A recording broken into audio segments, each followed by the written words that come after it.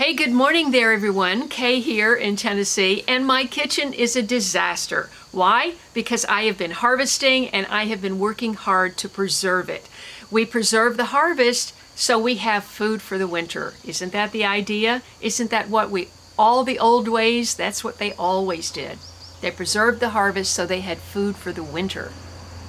And the ways that I am going to be preserving the harvest are freezing, deep water canning, pressure canning, dehydrating, and fermenting.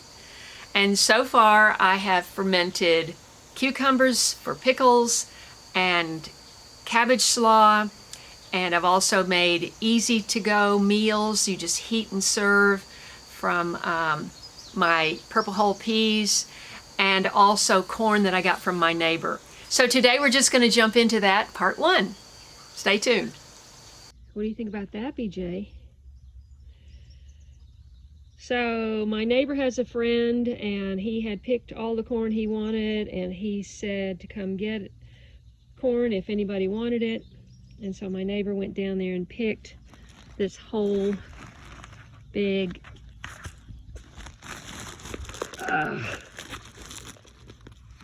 like almost a bushel in there, I guess.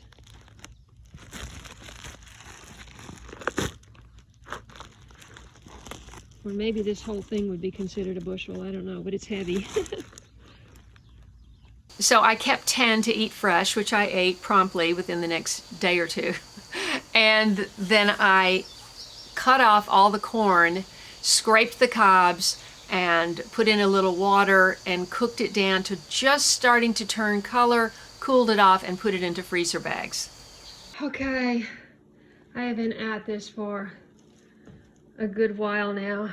I'm down to the last corn, and what you do is you just scrape kind of the tops of the kernels off, and then you scrape it with the side of the knife to get all the milk. See all the milk in there?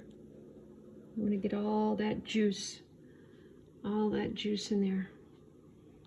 So this will be, let's see, 4, 7, 8, 9, 10, 11, 12, 13, 14, 15, 16, 17, 18, 19, 20, 23, 25, 26.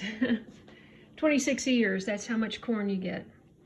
And then I'm gonna heat this up until it changes color, and then I'm gonna put it in freezer bags. Okay, got it done.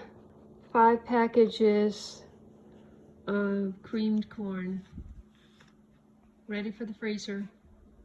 What we called fried corn, that's what we called it growing up. It's not really fried, that's sort of misleading.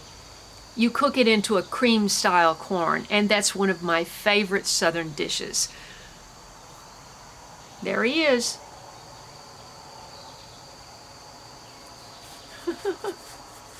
There's only 2 people that drives by the road slowly. Oh, he's coming up here to get his peas. I'll be right back. Okay, so I had a completely full quart bag of purple hull peas that I shelled last night.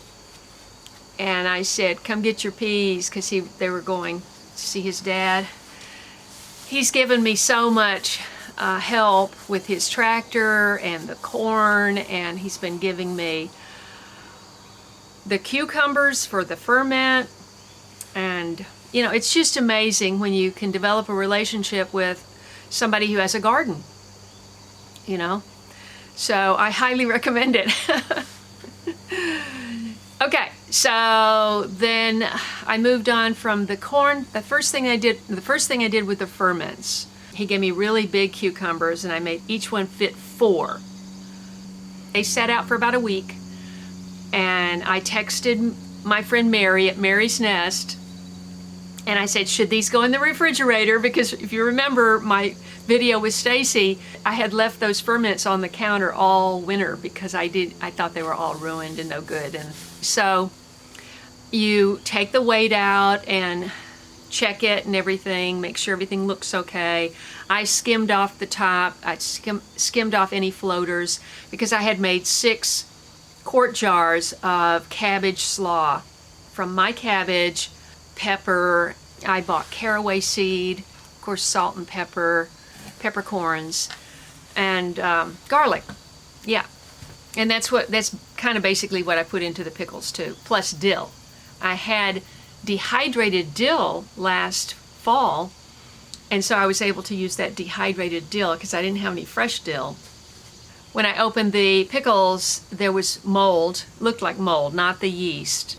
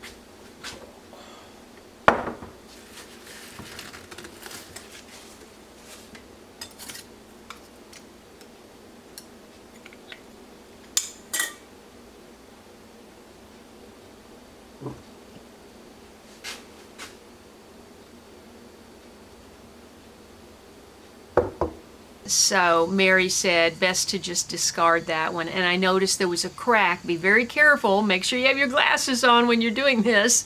There was a tiny little crack on the rim of the jar, and I think that might have been the problem. I don't know. So I still have those pickles and I have the cabbage slaw in the refrigerator. Then I moved on to the peas, and I just want to take you through the process.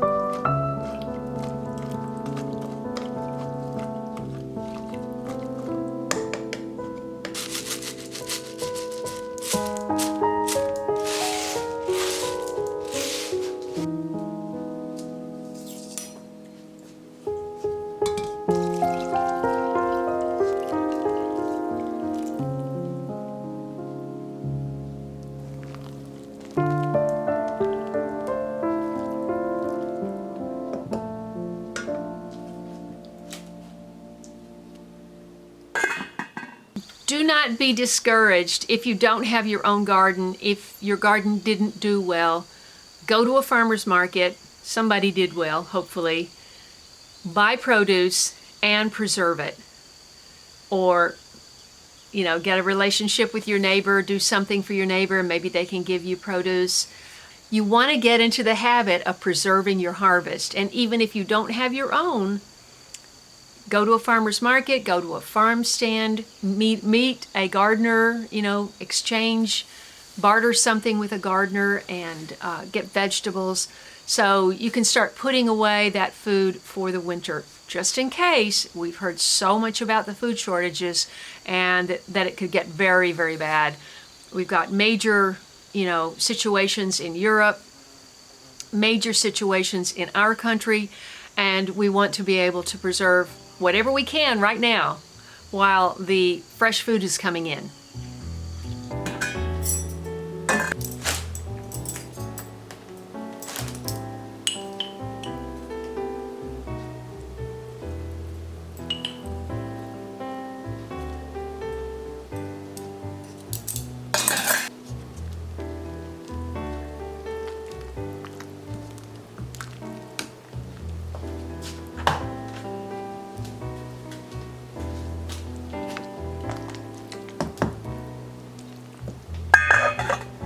Look who's here. It's BJ. BJ was beating up on Patch this morning, so she had to have a little time out. Well, in winter, supper time comes early, and if you're tired, the best thing is a prepared meal in a bag that you can just heat and serve. Whip up a little pone of cornbread, and man, have you got a great filling meal with lots of protein in this case.